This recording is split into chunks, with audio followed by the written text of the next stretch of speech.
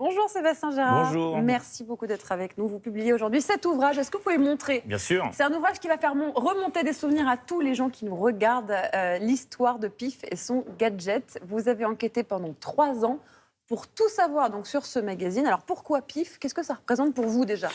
Écoutez, comme beaucoup de lecteurs à l'époque, il y avait 500 000 lecteurs par semaine. Donc Pif était vraiment l'hebdomadaire très générationnel dans les années 70 et 80. Moi, je fais partie de la décennie 80. Et j'étais fan parce que ça m'a apporté énormément. Et c'était vraiment quelque chose de très convivial avec le gadget, les BD et autres. Et puis, j'ai décidé d'enquêter dans un premier temps par passion. Et il s'est avéré qu'en faisant l'enquête, j'ai découvert des tas de choses qui me semblaient importantes de montrer. Et notamment, alors quoi, par exemple? Eh bien, le coulisse du gadget, tout le commerce autour. Oui, parce que dans ce magazine, il y avait, donc ça sortait tous les mercredis, Voilà. Et il y avait un gadget Voilà. avec le magazine. Ils avaient toujours des inventions incroyables. Alors, par exemple, racontez-nous. Par exemple, pour les très mythiques, les poissoteurs, les Artemia salina, qui étaient des petits poissons qu'on délyophilise et qu'on les mettait dans l'eau pour les faire revivre.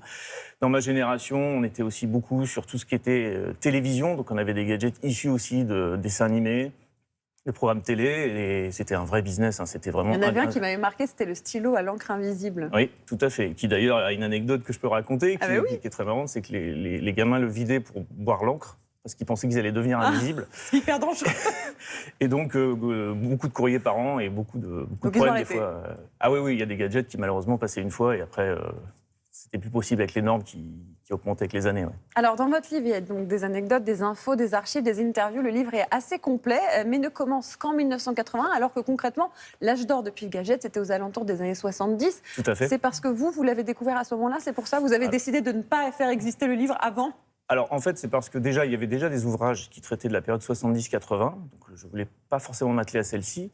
Et puis, la décennie 80-90, il y avait une vraie question, c'est pourquoi le journal a disparu. Donc moi, je voulais remonter un peu en arrière et comprendre les effets chronologiques.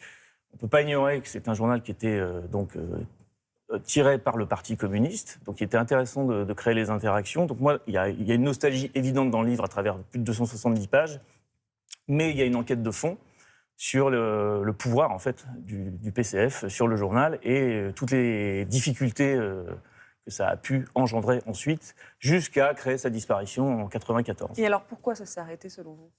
Alors, ça s'est arrêté tout simplement parce que plus les années passaient, plus les moyens alloués au magazine étaient faibles, que la concurrence, des nouvelles concurrences sont apparues dans les années 80 avec la télévision, les jeux vidéo, et que du coup, le temps de lecture s'est réduit aussi chez le lectorat, que le lecteur a une notion nouvelle dans les années 80 qui était l'argent de poche, et qui faisait qu'il devenait tout d'un coup prescripteur de ses achats, et que Pif ayant de moins en moins de moyens, puisqu'en fait, il fallait tout donner au financement en fait, des campagnes électorales, petit à petit, s'est créé une situation d'endettement jusqu'à quelque chose pas très joli, mais qui est dans la fin du livre. Alors, on sent quand même que ça manque, parce que concrètement, ce sont les fans de Pif Gadget qui ont permis à ce livre d'exister, puisqu'il y a une cagnotte participative. Oui, comment vous expliquez que les Français sont si attachés? Tout simplement parce que le vintage est très à la mode. Aujourd'hui, les Quinca et Quadra ont leur Madeleine de Proust. Pif en fait partie. Bien sûr. On avait dans les années 80 entre 250 000 et 450 000 lecteurs, ce qui est quand même considérable. Donc c'est vraiment inscrit dans la nostalgie. Le souvenir de c'est vrai, quand on a lancé la campagne, on a vu qu'il y avait énormément de pifos, on les appelait comme ça, et pifos en sommeil, qui, dès qu'ils ont découvert un peu l'initiative, se sont mis à être avec nous. On a fait x3 par rapport à nos espérances sur la campagne. Donc, oui, c'est ça a dépassé toutes vos espérances. Ouais, ce serait quoi aujourd'hui l'équivalent de Pif Gadget? Alors, je sais qu'il y a Pif le Mag, il y a même Emmanuel Macron qui a donné une interview à Pif le Mag, mais est-ce qu'il y a un équivalent aujourd'hui?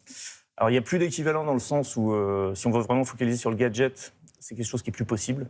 Il y a des normes écologiques. L'industrie du plastique, c'est plus très à la mode, en fait. Donc il y a une volonté de proposer quelque chose de ludique dans Pif le Mag, mais qui n'est pas très poussé. Et je pense qu'aujourd'hui, un hebdomadaire qui serait capable d'assumer un modèle économique avec un gadget, il lui faudrait encore 500 000 lecteurs. Or, 500 000 lecteurs de nos jours, c'est pas possible. Alors, vous êtes un pifos, si j'ai bien compris. Donc, concrètement, vous allez me crier dessus si je vous dis que moi, je lisais le journal de Mickey? Pas du tout, puisque c'était les deux rivaux. Mais c'était un peu le rival du journal de Mickey. Je peux juste dire que Pif vendait plus que Mickey. Ah oui, donc c'est ça. Non, mais ils étaient contre l'américanisation de Mickey, etc. Le journal de Mickey, c'était assez aseptisé, c'était Disney, c'était très cadré, très codé. Pif était très libre. Et c'est d'ailleurs aventuré des fois dans des expérimentations un peu bancales. Mais souvent dans les familles, il y avait les deux. Il y avait vraiment les deux journaux qui rentraient. Ouais. Merci beaucoup Sébastien Gérard d'avoir été avec nous. Vous avez reçu. certainement ravivé pas mal de souvenirs chez nos téléspectateurs. Pif, l'histoire de Pif et son gadget, ça sort aujourd'hui. L'aventure des années 80 à 90. Merci beaucoup. Merci à vous.